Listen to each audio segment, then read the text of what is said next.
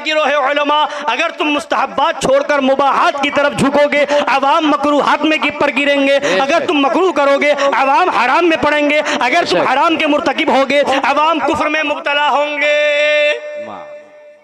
और वहाबियत के बारे ही में तुम आ गए, तुम अभी यही नहीं समझ पाए और चले हो हुजूर सनाबिल मिल्लत की तकरीर पर एतराज करने के लिए। तो आओ मैं आपको बताऊं, अवला उठाओ, चिल्लाते हो, चिल्ला रहे हो। ये हम उनसुला कुल्ली मौलवियों को मनवाना नहीं चाहते, हम आपको बताना चाहते हैं इनकी क्या हैसियत है। हुजूर सनाबिल मिल्लत ने तो फरमा दिया ना, फरमा दिया फतावा आलमगीरी दिखाया।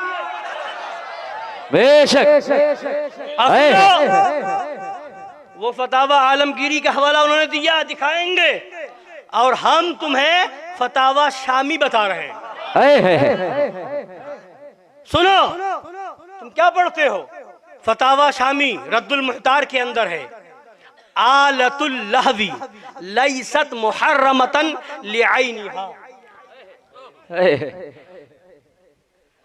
बल लिक़स्दिल लहवी मिनहा।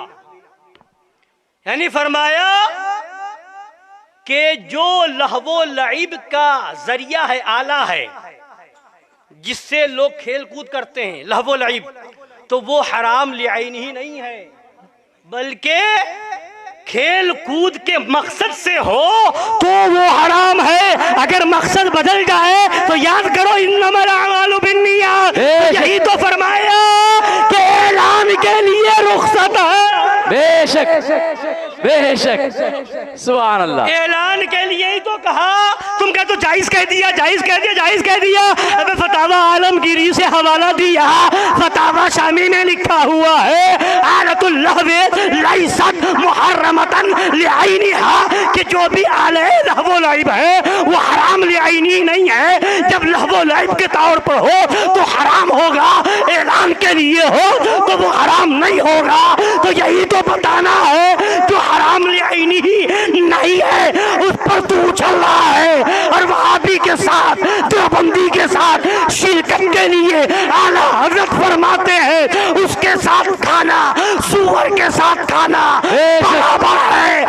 अकल का अंधा पूरा कुल्ली, तुझे वहाबी सूअर के साथ खाना मुबारक हो और हमें हुसैनी वफादारों के साथ खाना मुबारक हो।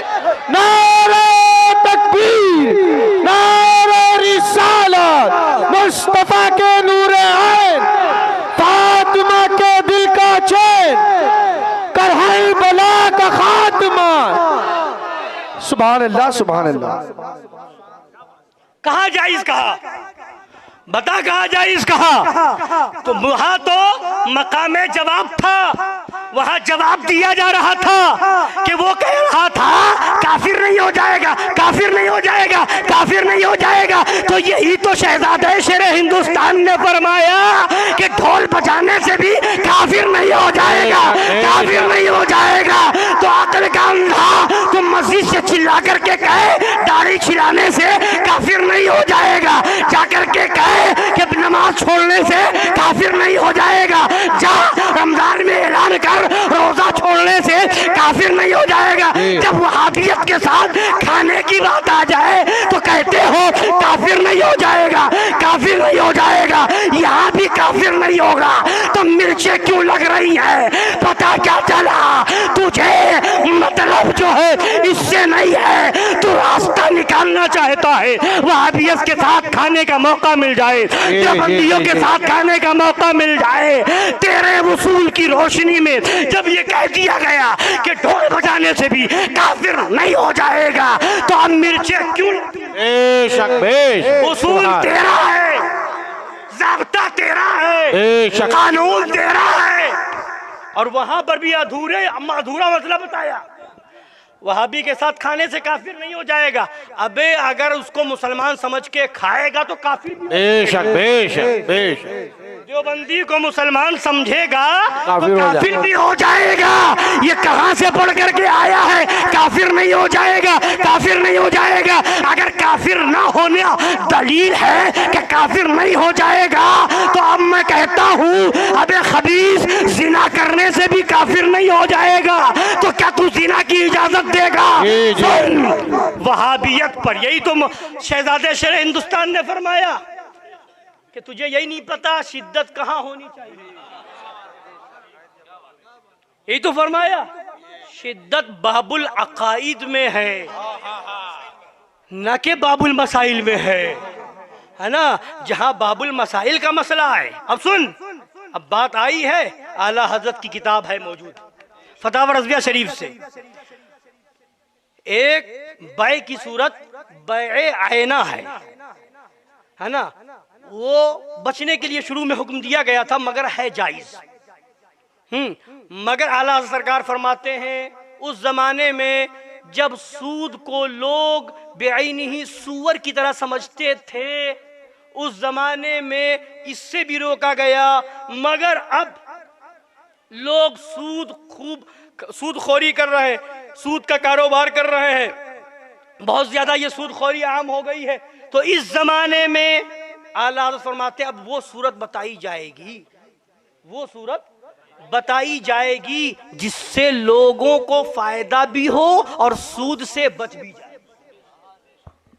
सूद से बच भी जाए। ये फतावा रज़विया शरीफ में है। आला हजरत ने वो सूरत बताई, लेन देन के मामले में 100 रुपए दो, 1000 रुपए दो, 1100 रुपए लो, जो कि इसी को तो सूद कहते हैं। बोलिए, इसी को तो सूद कहते हैं। 1000 किसी को कर्ज दिया, 1100 लिया, यही तो सूद है, यही तो सूद है। मगर जब ये देखा कि ऐसा हो रहा है तो अब हीला बताया गया, रास्ता बताया गया कि अगर तुम्हें ऐसे ही कमाना है तो जायज तरीका भी है, जायज तरीका भी है।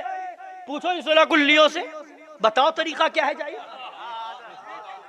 बताओ तरीका क्या है जायज। तो आला हज़रत ने फरमाया अब मुसलमानों की खैर खाही इसमें है कि अब इनको जायज तरीका बता दिया जाए ताकि सूद से बच जाए, ताकि सूद से, ये खैर खाही है। एक मौलवी चिल्ला रहा था, फिर ये जो तो ढोल की बात है ऐलान के तौर पर जायज, तो खास मुहर्रम में क्यों कहा, मुहर्रम में के लिए क्यों कहा?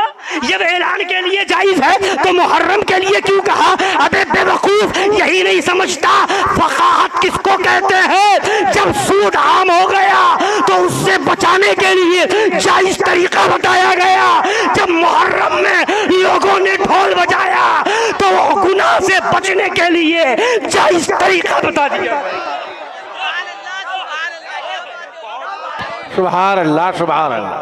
लोग बजा रहे हैं, लोगों को जायज तरीका मालूम हो, ऐलान की नीयत से बचाओगे तो अब वहां जायज हो जाएगा, और ऐलान की नीयत से ढोल बजाने की इजाजत आलमगीरी में भी है, और फतावा शामी में भी है, फतावा रज़विया में भी है, बहार शरीयत में भी है। अबे सुला कुल्ली हमसे पूछता है तो हमें बाबुल अकाइद भी मालूम है, अबे बाबुल मसाइल भी मालूम है।